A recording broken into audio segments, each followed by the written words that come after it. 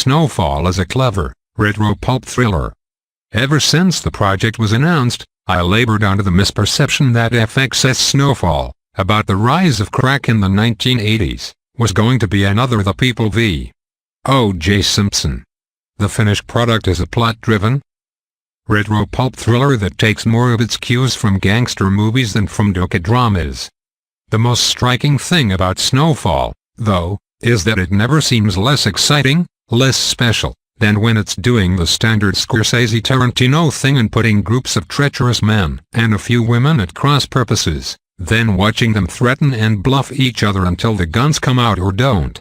What makes this series from John Singleton, Eric Amadio, and Dave Andron unusual is the attention it pays to the sights, sounds and textures of people's lives in 1983 Los Angeles, and to fine details of characterization. In other words, the sort of stuff that would never get a dramatic series a green light unless drugs and violence were attached to it. A good many people will watch the show for the whacking, not the yakking, and I totally get that, but Snowfall is more compelling when it's showing the complicated racial dynamics of a Jewish landlord watching his African-American property manager evict a family of black folks, or a Mexican-American pro wrestler staring and longing at a woman he thinks is out of his league, or an African-American teenager who'd like to be the next Frank Lucas letting a scary Israeli cocaine dealer describe him and a friend as his sons.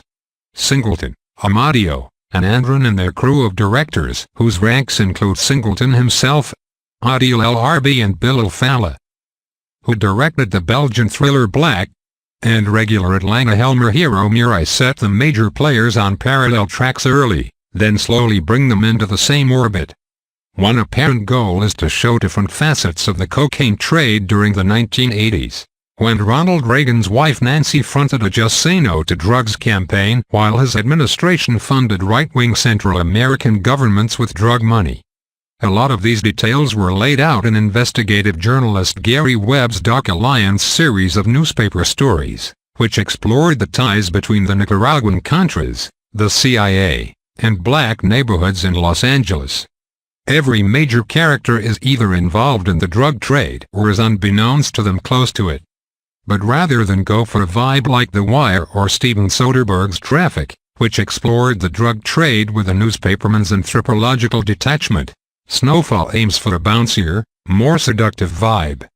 English theater actor Samson Idris stars as Franklin Saint. Yes, that is his name. This is not a subtle show. A teenage weed dealer who lets himself get tucked into fixing a rich white preppy client's problem with the aforementioned Israeli, Ava Ilana Batboul.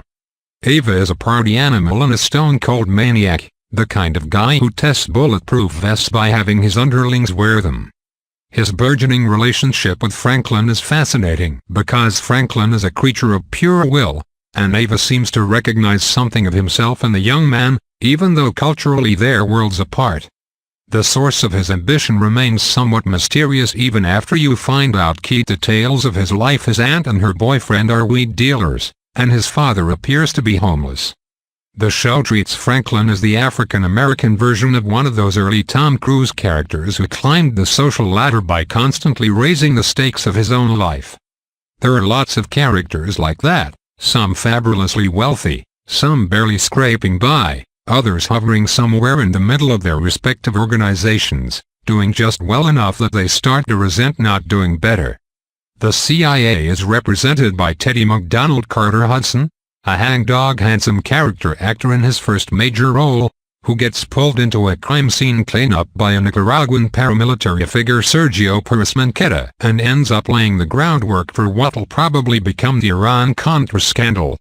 The wrestler Gustavo El Oso Zapata. Sergio Perez Manqueta is a nearly washed-up athlete hanging around the fringes of the underworld, like Terry Malloy on the waterfront or Butch Coolidge in Pulp Fiction, doing petty, violent things for pocket money. He gets pulled into the orbit of Lucia Emily Rios of Breaking Bad, who is plotting to take over her cartel. The series is cleverly structured, ending each installment on a moment of sudden reversal or complication, so that you're curious to see what happens next whether you care about all the characters or not. It's bag of chips plotting. You were just about to seal the bag, then something happens that makes you crave just one more chip, or several. There's a junk food aspect to some of the filmmaking. Too, the directors have a tendency to whirl the camera around or stage endless tracking shots when they can't figure out how else to make exposition exciting, and a lot of the music cues are on the nose, or up the nose. The FIXXS one thing leads to another, playing over Teddy's excursion to Central America. A drug-fueled orgy scored to the Rolling Stones' Monkey Man, which at this point should be marked property of Goodfellas and retired. But every time you're thinking about throwing your hands up, along comes a small detail you never seen on American television, such as a tenant hiding a mason jar filled with raw chicken and milk in her apartment to punish the landlord for evicting her. And the acting, particularly by Idris, Riaz, Perez Mencheta and Hudson, is phenomenal.